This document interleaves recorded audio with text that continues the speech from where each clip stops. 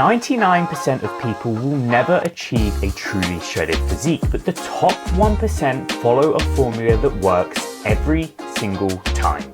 But here's the thing, the difference between the top 1% and you probably isn't as big as you actually think. Something I learned over the years is that small changes to your training and diet can compound and lead to significantly improved results. And in this video, I'm going to go through exactly what you're probably not doing that's holding you back from getting truly shredded. Now, picture this, you're on the beach, on holiday, you take your top off and your confidence is the highest it's ever been. Your abs are popping and you know that people around you can tell that you are someone that looks after yourself. Getting to this point is absolutely a realistic goal. However, to do so, there are 4 things that we need to be doing if we're going to build that beach body physique. So let's get straight into it. Strategy number 1, the importance of proper training. When you've got a goal of building a top 1% physique, it is super important that when it comes to your training, you're actually being specific with what you're doing, and there's a lot of intent behind the work you're doing at the gym. And this is what separates great physiques from okay physiques. In the sense that if you just have a goal of improving your health and fitness, you want to get a bit stronger, improve your longevity, and you enjoy working out, then coming into the gym a few times a week, picking up some weights, doing what you fancy on the day is fine. But if you're someone that's striving to achieve a physique that actually turns heads, you want to have a respectable amount of muscle mass and feel truly proud of how you look, then simply turning up in the gym and just winging it every workout is absolutely not going to be good enough. There's a lot of information out there about different styles of training, how many times you should be at the gym each week, exercises you should or shouldn't be doing, and I'm going to break this down and make it really simple in terms of what you need to be doing from a training perspective if you want to achieve that top 1% physique. There are 3 things that you have to have in check if you're going to build a truly impressive body, and they are exercise selection, program design, for example, your workout split, and workout intensity, so how hard you're actually pushing yourself in the gym. And here's the thing, the problem is if you take one of these things out of the equation, suddenly things don't really add up anymore and the progress you make in the gym can be really limited. The first thing you need to decide is what training split you're going to follow. You've probably heard or seen loads of different splits such as push-pull legs, upper lower, full body part specific workouts, for example, chest on Monday, shoulders on Tuesday, and so on. And it's easy to end up in a position where you just end up not really knowing what the best thing to do is. My opinion on this is that unless you are literally at a very advanced level with your training, perhaps you're even competing in bodybuilding, which I would suggest most people watching this probably aren't, then I would really recommend you move away from splits such as push-pull legs or body part specific splits. And the reason for this is because one thing we want to be doing is trying to hit each muscle group as much as we can within our recovery capabilities. And for the majority of people, you are going to benefit far more from a full body split where you train every other day or 3 times per week, or alternatively an upper lower split. Imagine that you've got a goal of building your chest. If you were to follow a full body or an upper lower split, you could be hitting those muscle groups that you want to really focus on, your chest in this example, from 2 to 4 times per week versus some of the other splits we discussed where maybe you're only going to be training those same muscle groups once per week. And from a growth perspective and improving your physique, the additional frequency or volume is going to make a significant difference to your overall development. From the perspective of exercise selection, there are definitely certain movements that are going to be much better from a hypertrophy or muscle growth perspective. When we're considering what makes a good versus bad exercise for muscle growth, one of the main things that I'm going to be looking at is the stability of the exercise that you're doing, and there are a couple of different angles here. If you're picking a movement like a barbell squat, we can expect that there are various other muscle groups that are going to be acting as stabilizers during that exercise.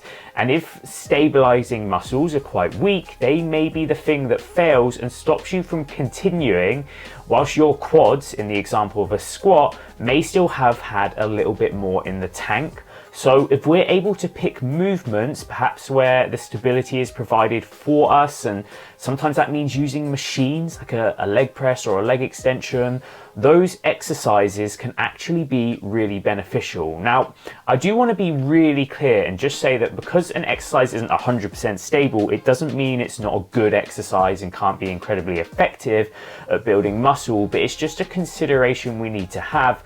And sometimes we can make easy swaps. So instead of doing like a standing chest cable fly, you add a bench in, and those small changes can give you a lot more stability and help with really working that target muscle a lot more. I do also think that a really big consideration with exercise selection is that you actually enjoy the movements that you're doing, and this is something that the top 1% are super aware of.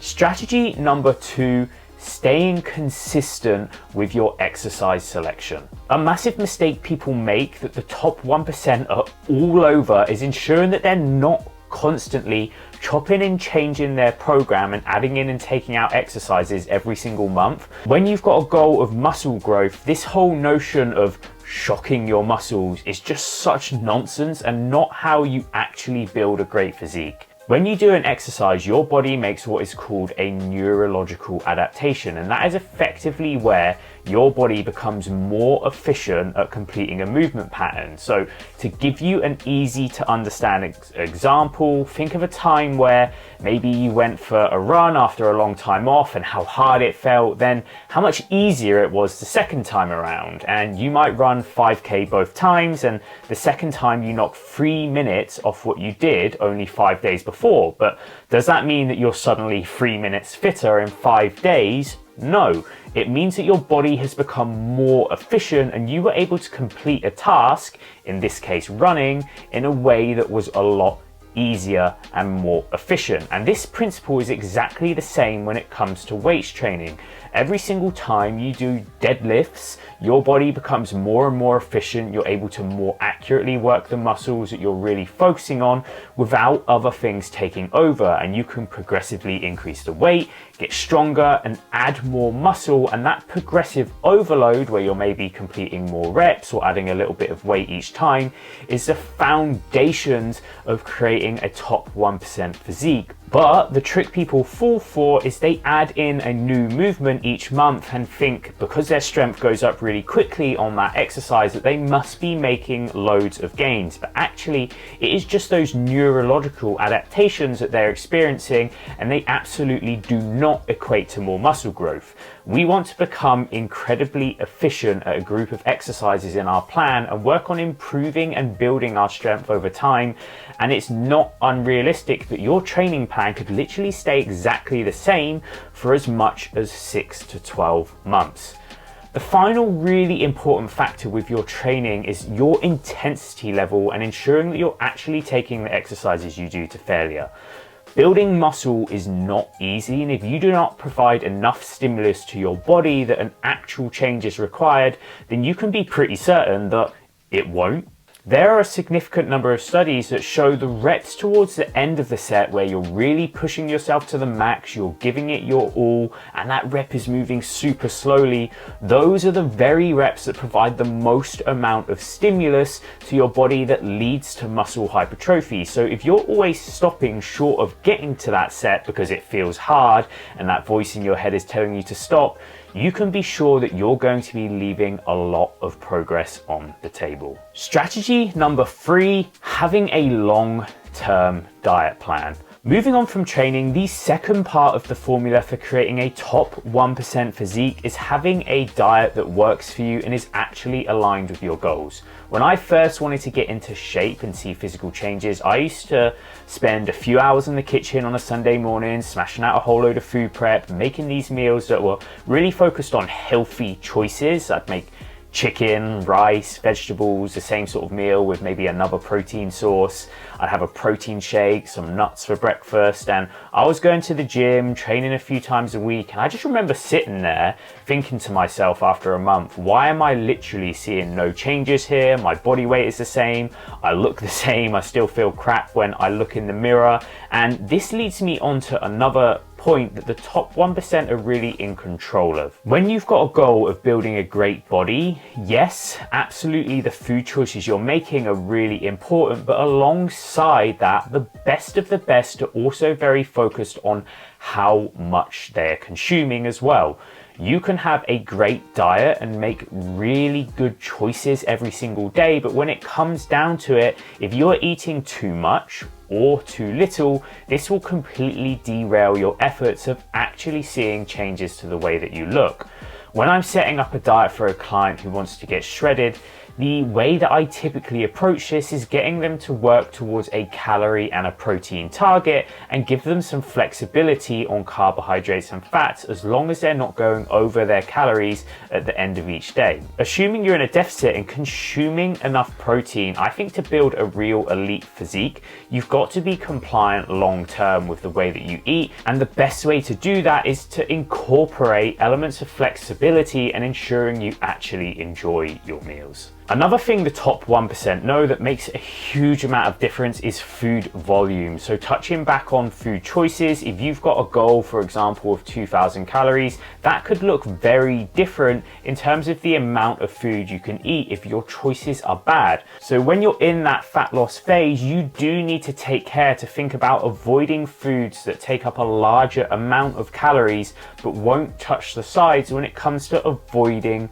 hunger. That might mean swapping out cereal for something like oats and a shake, cutting out crisps for some fruit or whatever it might be, but at the end of the day, if you're constantly feeling hungry, it's just not going to be possible to stick with your diet long enough to see the sorts of changes that we actually want. The final quick bit of advice I give you is on supplements, and it's easy to think that the top 1% must spend hundreds each month, but there's so much unnecessary stuff out there that really just doesn't make a huge amount of difference. And for most people, there will probably be value in investing into a good quality whey protein shake to help with hitting your daily targets, perhaps creatine as well. It's also a pretty cheap and very effective supplement, but other than that, you don't really need to be splashing out loads of cash and doing nothing more than just really hurting your wallet every single month. If you can implement these 3 strategies, I can assure you that you can completely